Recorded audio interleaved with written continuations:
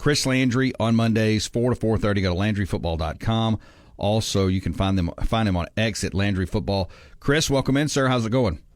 Doing good, Jake. How you doing? A little melancholy now that football's over, but I got so much work with draft preparation and everything that it'll be here before you know it when we're kicking it off again. Oh, there's no doubt about it. There's so much to continue to talk about and get into. And before we get to some of the specifics, just kind of your thought of the game. I know, if you, depending on who you talk to, and it's such a weird world of football watching that we're in because, for me, this is take on this. I can sit down and watch a defensive football game and be highly entertained. If it's a 10-7 ball game, I can be highly entertained.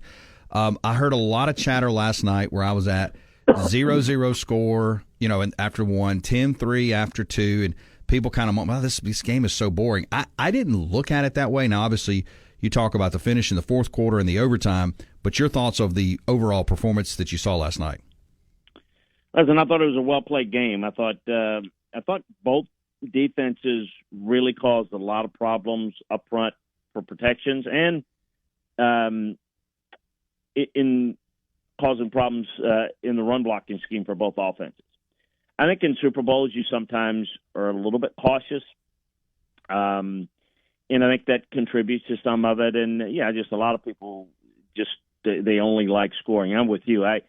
To me, when you score points, it should matter. It should be difficult. It shouldn't be easy. I don't want to watch, a football version of an NBA regular season game, particularly in a big moment. I think that a couple of things that just jump out at me, and I believe this over years and years and being in the Super Bowl, that it heightens everything. So, the bigger the moment, the more mistakes will cost you because obviously in the playoffs you're playing better teams, for one. Two, the game is, more important because anytime you're in a win or go home game, it's different than a regular season game, which you've got next week. There is no next week. I thought the difference was while both made mistakes with turnovers early, neither defense that were the benefactor of the offensive mistakes of the other team were able to turn that into points early. But then I thought that was mistakes, and I think Travis Kelce and, of course, Patrick Mahomes in the second half, that was the difference.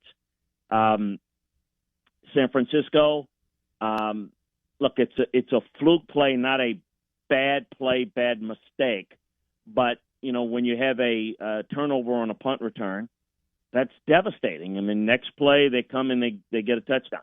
You miss an extra point. Now, Mooney is not kicked great in the playoffs, but nailed a couple of big field goals, missed an extra point. We're not talking about the Chiefs tying it at 16-16.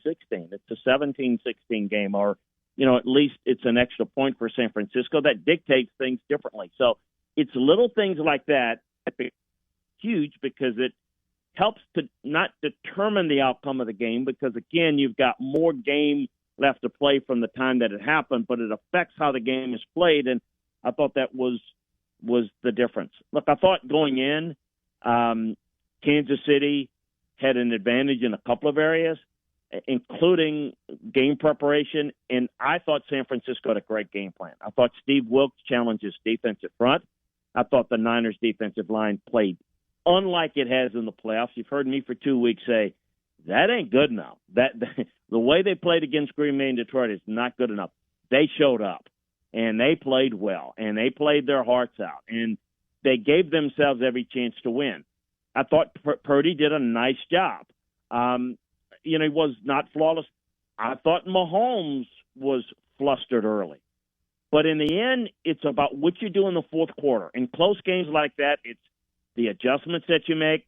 I thought the Steve Spagnuolo, who did a tremendous job generating more interior pressure, affected them a lot. I think San Francisco was running the football well, and they said we can't allow that to happen. We got to put extra numbers and create pressure with some run blitzes, and it basically crowded the pocket and pushed the pocket and forced Brock Purdy to make some tough plays, which he made some plays late like he has done all playoffs to bring his team back and give them a chance to win. But to me, it was, in the end, that final drive, Kansas City saying, okay, and Mahomes probably saying, the ball's in my hands. I mean, the fourth down play, it was his own read, but he was keeping it. And, I mean, the only thing I would say that surprised me was that Bosa crash, because you got to know if you're San Francisco. 4th and 1, the ball ain't coming out of Mahomes' hand. And I thought his legs, Mahomes' legs, was the biggest factor for him bringing his team back. I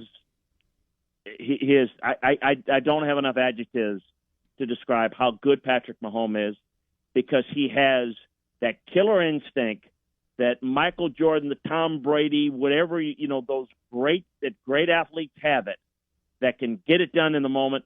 Plus, on top of all that, when the game is on the line, he's the best athlete on the field. He's not like Lamar Jackson athlete. He can run just as effective. He can pick up key yards. And they just don't let him do it in the regular season. But when the game is on the line, that was the difference.